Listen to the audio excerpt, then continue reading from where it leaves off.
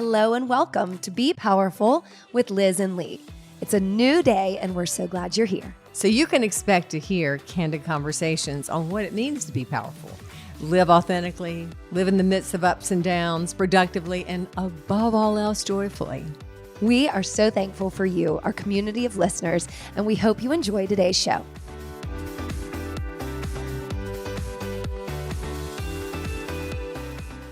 Hi, Liz. Wait a minute. No, we're starting. We're going raw on this. We are raw. We are bloody raw and ready. Okay. Hi, lady. Are you bleeding? No, I'm not bleeding. No, I'm not bleeding, but I think we're doing really well so far. Yeah, I wanted to start recording because I would like everybody to hear the pre-recording masterpieces that come out of your mouth. Like, have you ever thought about hairspray? Well, I mean, you roll in, you come in, your hair is very nice and it's clean. It's clean. So yes, there's little flyaways. I really have nothing but hair envy for you, but hairspray would be a thought now and then just to like get those flyaways down. And now I'm going to get like people going, you're the one with the flyaways. But I just looked at you like, nice hair. There it is. Just wanted y'all to hear what I'm dealing with. We're starting raw. I think that's a good idea today. Why not? You look pretty in pink though. Thank you. You look kind of matchy in a way, but not. Yeah. It's kind of bulky, but I don't care. Yeah, but you look good. Nice to see you. Yes, we just rolled off the floor. It's a Monday, a beautiful day in the neighborhood. And we're going to have a little discussion before the meat of the podcast comes on in a moment that was pre-recorded.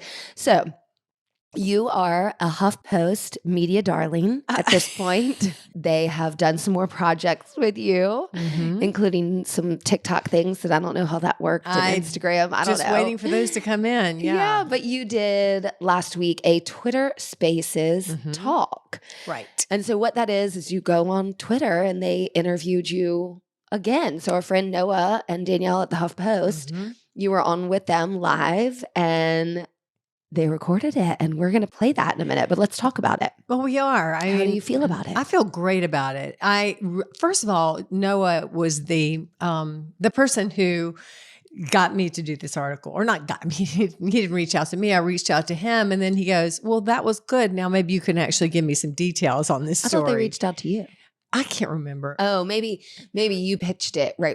Yeah, that's right. I have a publicist person that pitched it, and he went, great beginning. And I thought, gosh, this is a great story. It's all set. And he comes back with, nope, I'm going to need a lot more than that. Keep so going. This is not about telling our story over and over again, but about allowing our listeners and you people that we adore and love, that are our listeners and friends, to sort of, each time you talk about something like this, you open up a channel in your own self that says, I have a story to share.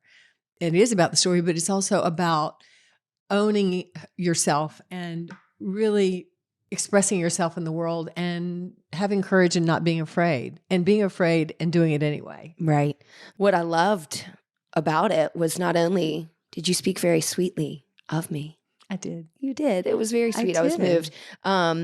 Even though it's a story we've lived, even though that's a story you've written, I've written with you, we've talked about, et cetera, over and over again. It's just every time it's very empowering, to the point that you just said.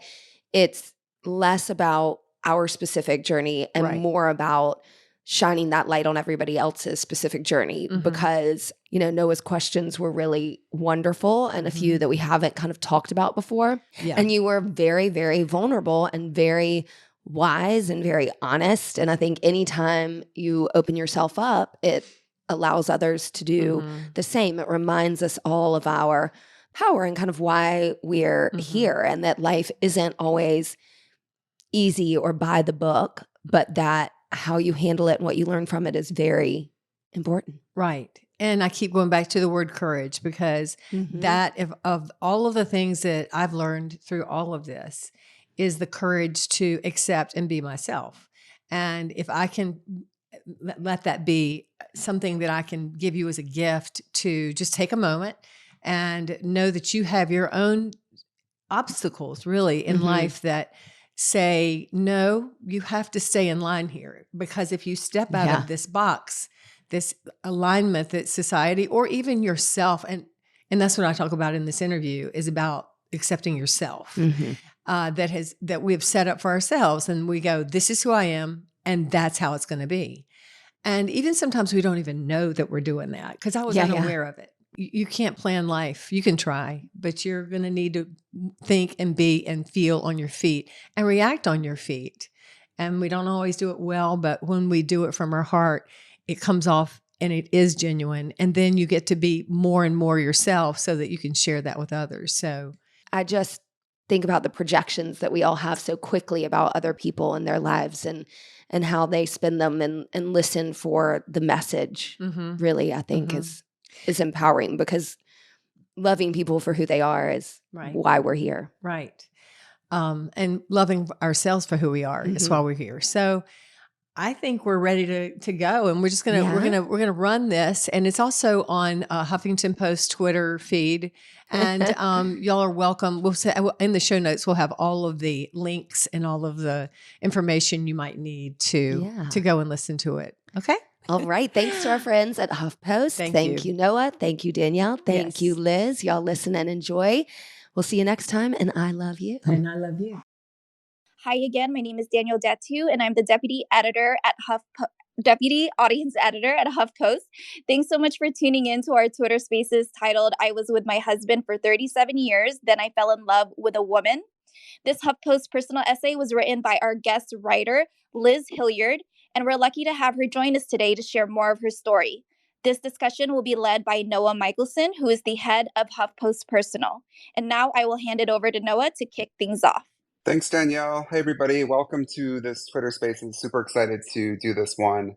I am the head of HuffPost Personal. It's a section at HuffPost where we have real people, just like Liz, writing about their real lives, oftentimes their crazy lives. Today, we're talking to Liz Hilliard. I'm just going to give a quick, brief bio. She is an author, a motivational speaker, a podcast co-host, and the owner and creator of Hilliard Studio Method, which is an internationally renowned core-centric total body workout described as Pilates on steroids. And she likes to use the motto, be powerful, and that helps to encourage and empower women of all generations and fitness levels to accept themselves as they are and to keep moving. She's also the author of the HuffPost personal essay, "I was married to my husband for 37 years, then I fell in love with my best friend," which we're going to be talking about today. We published it last summer. It has over 1.5 million views since then. It's just a colossal hit. And I think it really speaks to the fact that people were curious about her story. There's so much going on. I'm going to sum it up, and then we're going to get to Liz. Basically, at 64 years old, Liz got divorced from her husband of 37 years. She fell in love with a woman for the first time.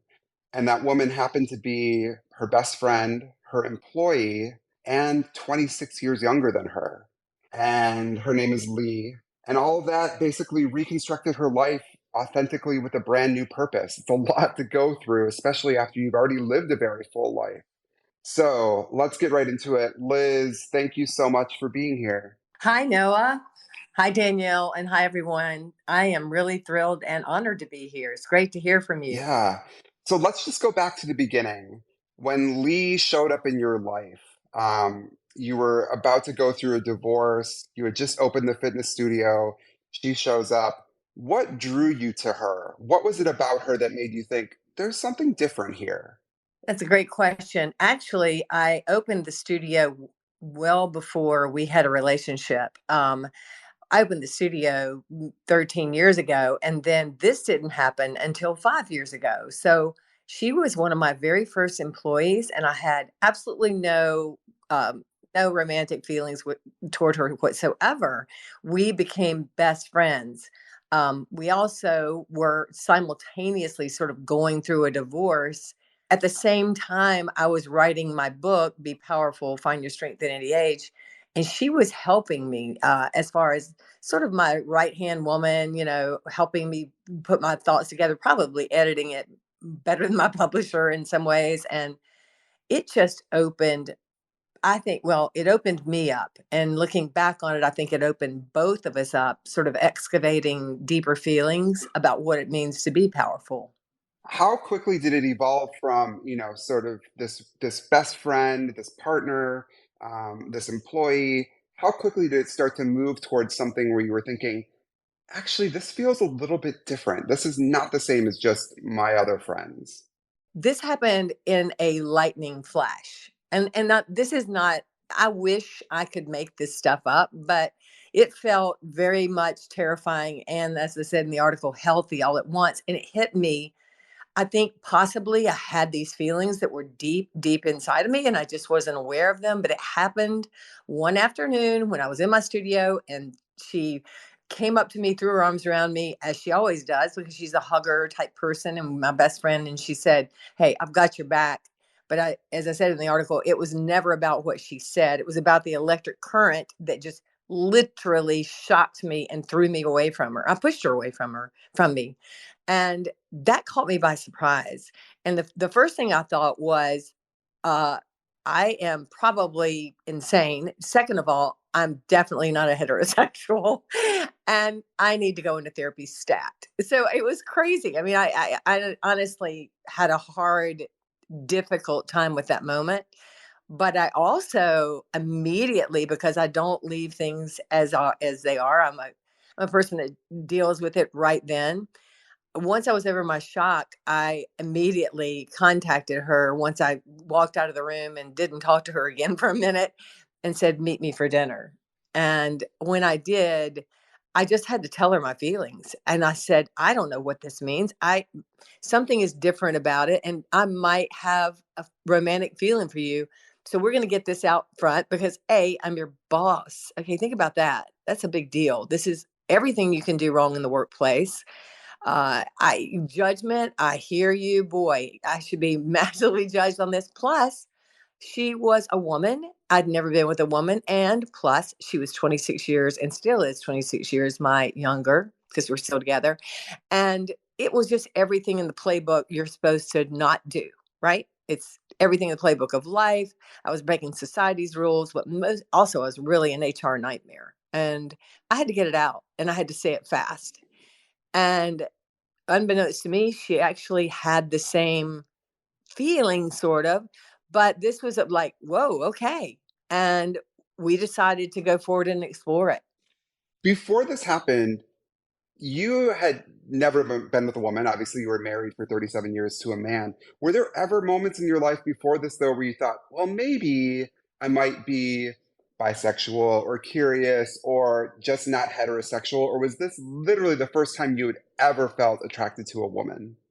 I wish I could say I had been attracted to women before, because to me, looking back on my life, I feel like I had closed the door and assumed a role, and I think a lot of us do that. I had never been attracted to a woman. I believe now very fervently that we are all able to be attracted to any human being that speaks to our heart, no matter what their gender is. And that this opening that happened to me was so shocking because I had had this a feeling that I myself was only a heterosexual, never considered that fact. No, I had never had that feeling. I don't know what I missed out on there, but this is a feeling that I had a great marriage until it wasn't for several years. And then my husband and I it was time for us to split. We both knew it, but when I look back on all my relationships with the men in my life, which my husband was an incredible relationship, and to this day I'm very thankful for the moments we had together. There was nothing like this I've ever had, and I'm so grateful that it happened to me at 64, and now I'm 69 and could not be ever. I've never been this happy ever. We all know how important it is to fuel yourself just right every morning. Liz, what's your jet fuel? It's the HSM smoothie, of course. Obviously. But also, I've got a new little thing. You've got a new friend? From Sakara Life, the Metabolism Super Powder is your go-to. It fires up your metabolism, curbs sugar cravings, helps ease bloat, And is it delicious? Oh, it's so good, especially in your coffee. It's got a great taste. Dump it in the coffee, blend it up, Dump and it go. in the coffee, blend it, and be excited because you're going to love it. Y'all go to sakaralife.com. When you check out, you'll receive 20% off your order, which is a great deal by using the code XOLizHSM. That's XOLIZHSM for 20% off your order at sakaralife.com. We're going to get to this a little bit later, but just the idea I think that you talk a lot about is that you just kind of have to go for things in your life because you don't know what's going to happen until you do it. And you're a great example of that. Do you think the fact that Lee was also going through a divorce, that Lee also had never been with a woman or in a relationship with a woman, sort of that you were walking these mirrored paths in a way, that also helped you to go through this experience? Do you think it would have been different if, say, she had been a lesbian or if, say, she had been in a marriage still? How do you think you both walking on the same path helped you to make this a reality?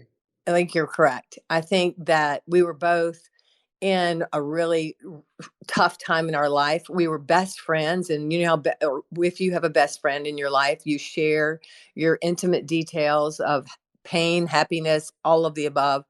And we were. Now, had she been a lesbian, I think I would have had a judgment. I really am embarrassed to say that now because I am very open.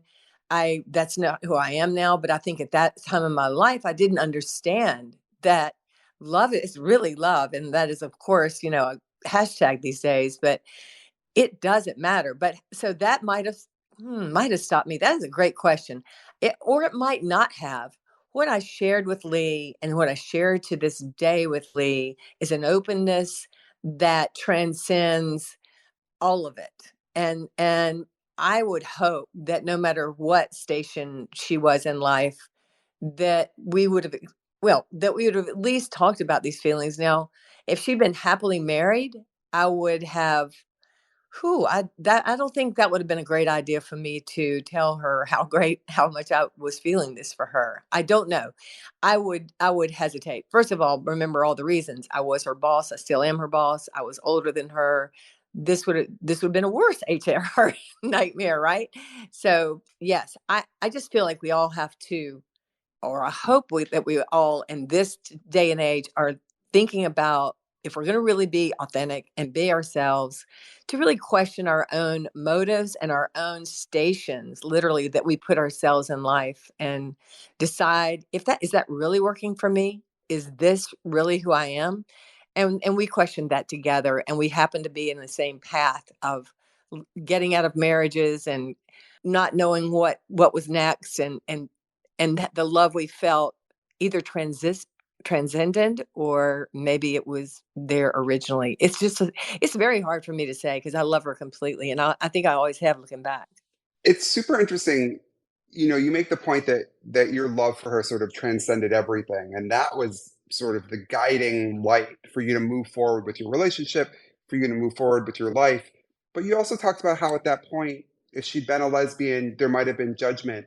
What kind of judgment did you have to deal with yourself when you finally sort of admitted to yourself, I'm in love with a woman and I'm a woman? How did you then come to terms with your own sexuality?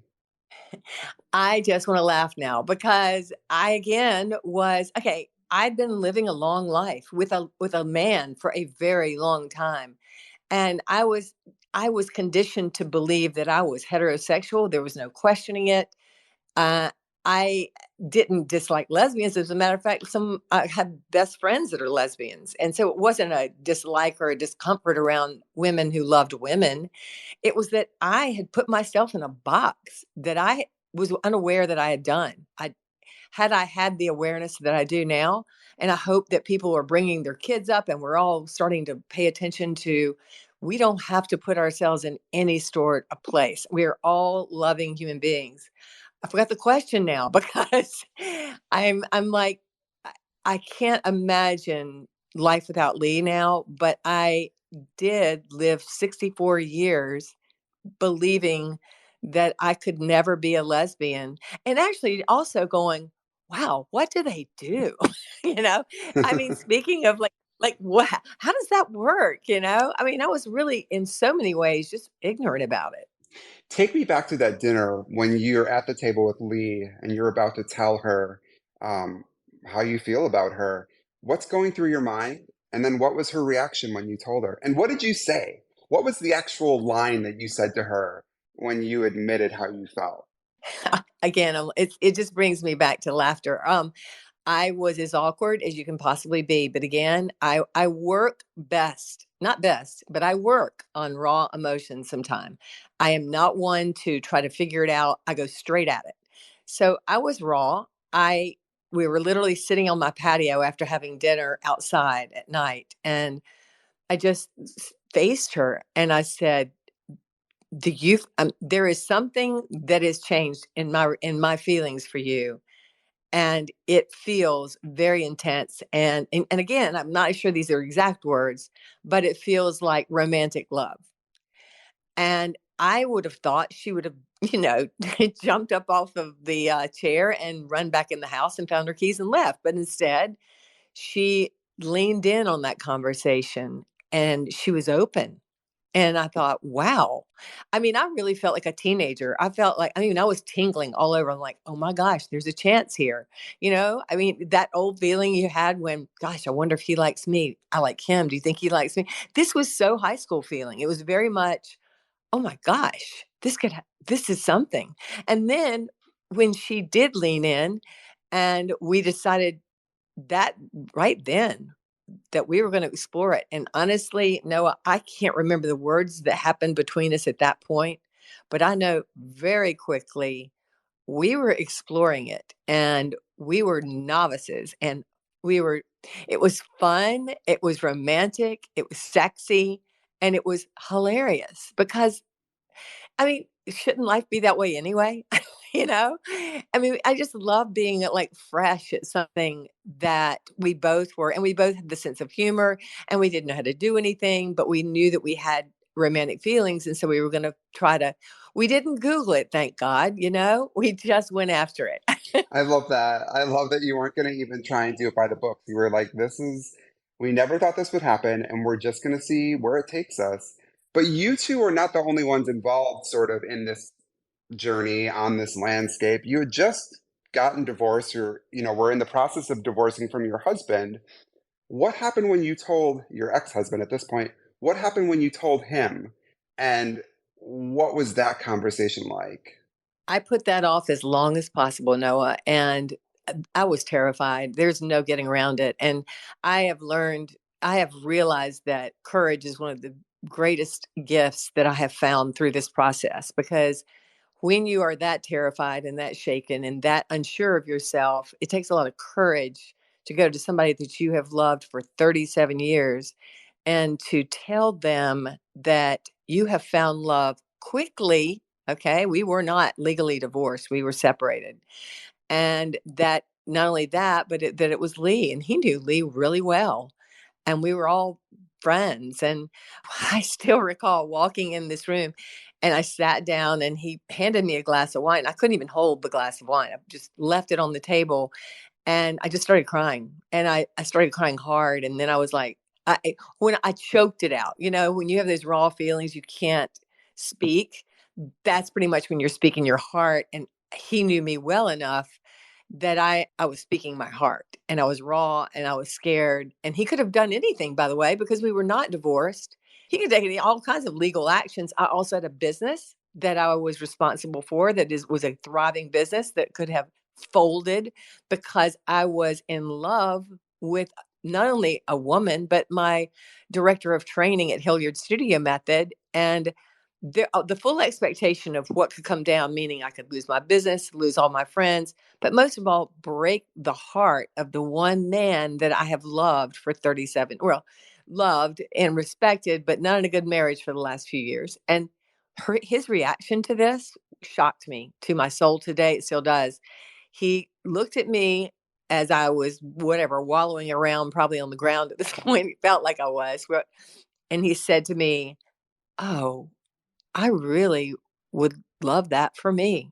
And while that could sound almost selfish, what I heard in that comment he said was that he got it. He understood it. He knew that our marriage had been dead for a long time.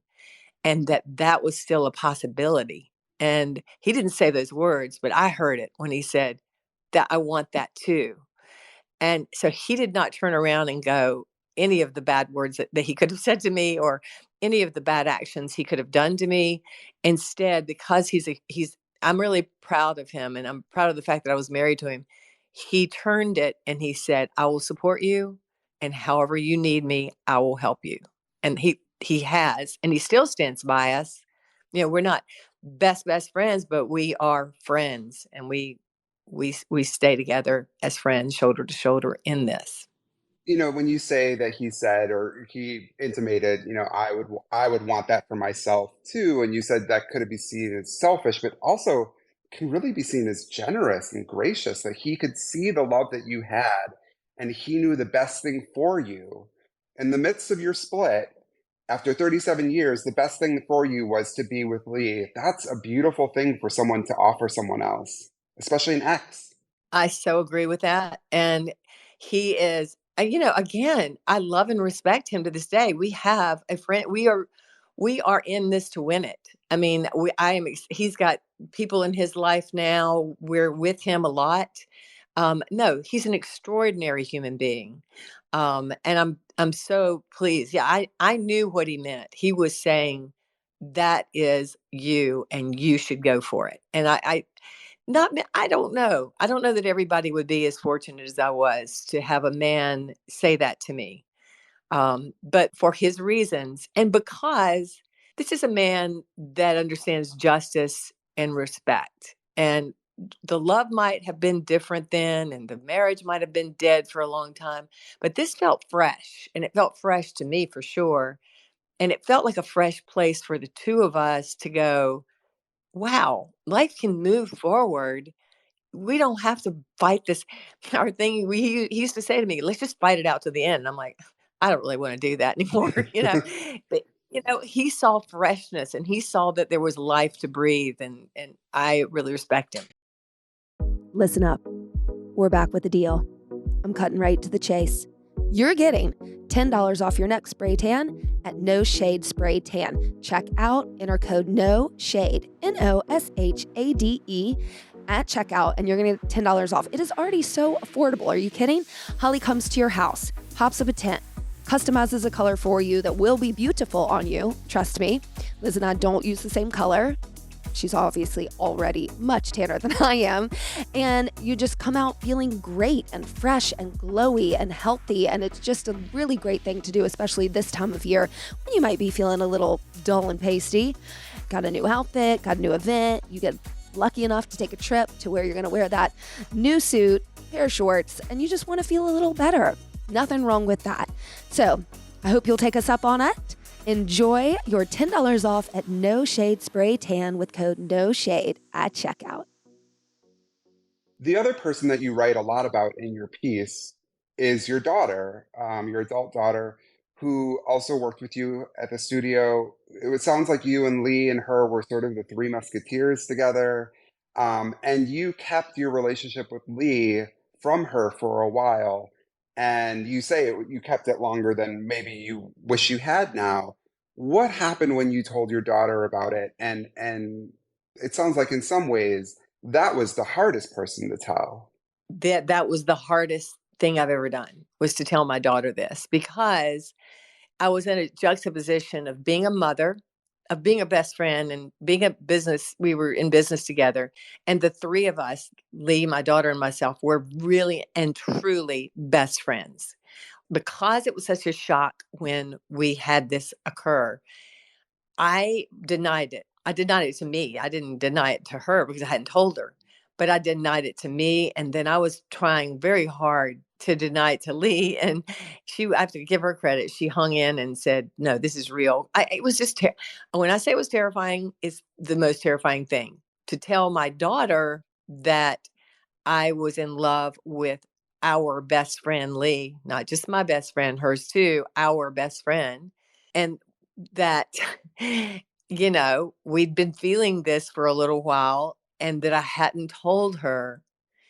At first, the first 24 hours, she held me and she said, I've got you. You're going to be okay. And then it dawned on her that pretty much our lives for the last few months or whatever had been a lie. And it was horrible for her. And so all kinds of work went into, now that's 5 years ago, right? So all sorts of work went into, everything from therapy to, I had to finally admit, it was very hard for me to admit that I had used a lie to her, but I had lied to her by default. I had not spoken to her about it. But again, when you're a mom, when do you tell your child, even though she's your best friend, when do you tell your child that your dad and I are breaking up? This all kind of, are broken up. She just found that out. And that B, and I'm in love with a woman, and it's your best friend too. And I was trying way too hard to protect her. So I've learned from that. I've learned a lot from that. We try to protect our children as much as we can, but I say go hard and go raw. I mean, let the chips fall where they may. I wish I had earlier, because the chips took a long time to fall, and we're on a really solid ground now, but it took a lot of forgiveness, a lot of pain. I mean, she's my only child, and she is the one I love most in the world. And so it was very painful for her. And, as you can imagine, for me, because I thought I had lost her, but I didn't. We worked it out. I love to hear that. There's so much wisdom in what you have been saying today in your essay. I think a lot of that wisdom was hard earned. You went through a really, I'm not going to say traumatic because there was so much love infused in what was going on, but a really tumultuous couple years where you were not just figuring out this relationship, the end of another relationship, your relationship with your daughter, but also figuring out who you are now. What is your advice to someone who's listening, who is going through something like this? Maybe they're thinking about coming out. Maybe they're thinking about starting a new career. Maybe they're thinking about telling someone they're in love with them. How do you think about being brave and living the life that you want to live? First of all, courage is not about being fearless. Courage is about being terrified to your soul and doing it anyway. So my advice is, and I did all of the things probably that, and they taught me all these great lessons. What I have walked away from that with, I've walked through it. And now that I have seen it, I have felt it, I have lived it, I have loved it, I've forgiven it, I've forgiven myself. The first thing you've got to do is, when you find yourself in a position that just shocks you to your soul and you're terrified and you can't imagine how you're going to pull this off, whether it's with a business, with friends, with husbands, wives, if you're going to come out or whatever those reasons are, address it. Address it with yourself first, though. See, I had a hard time addressing it with myself. I had put my own self in a box where it took me a while to forgive myself and accept myself, because I thought I had done something wrong. But what I had done was finally done what was right and become who I was authentically. Now, I had written a book about that. I'd literally written a book that said what Be Powerful means is owning your own space, standing in it, accepting who you are, and moving through your fear with courage. Okay, that's, be careful what you write and be careful what you say, because I've then lived it and it shocked me to my soul. So be with it, accept it. Yes, check it out with yourself. Make sure this is not just some whim that's going on, like, oh, I've just had this attraction to this other person. Make sure, and you'll know, because it will hit you in a solar plexus way, in a heart and solar plexus way that you simply can't imagine not doing it. When you find yourself in that position, don't worry about your fear. Your fear is going to be there and you can't push it aside. The more you push it aside, the more it grows. So you just look that bad monster in the face and you turn that monster into love, because it will, when you face it, you walk through it, you address it, and you accept it, then you simply become so much more than you could have ever possibly thought you were. I'm expanding now still, as we all are, and as we all need to, because we're so much more than we think we are in this world and our relationship with our children and our partners.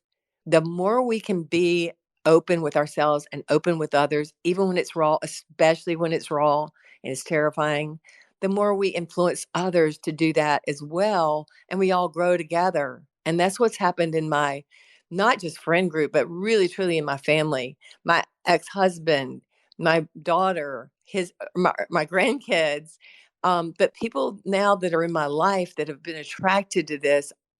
And truthfully, you will lose some people in your life when you do this.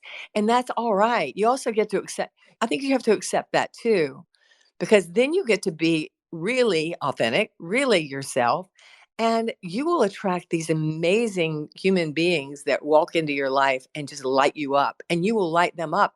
And that turns out to light up your community and the world as well. It's really imperfect. And I can't be happier with what I've done. And I forgive that I dragged it through the mud that long, because my daughter and I both learned so much from it.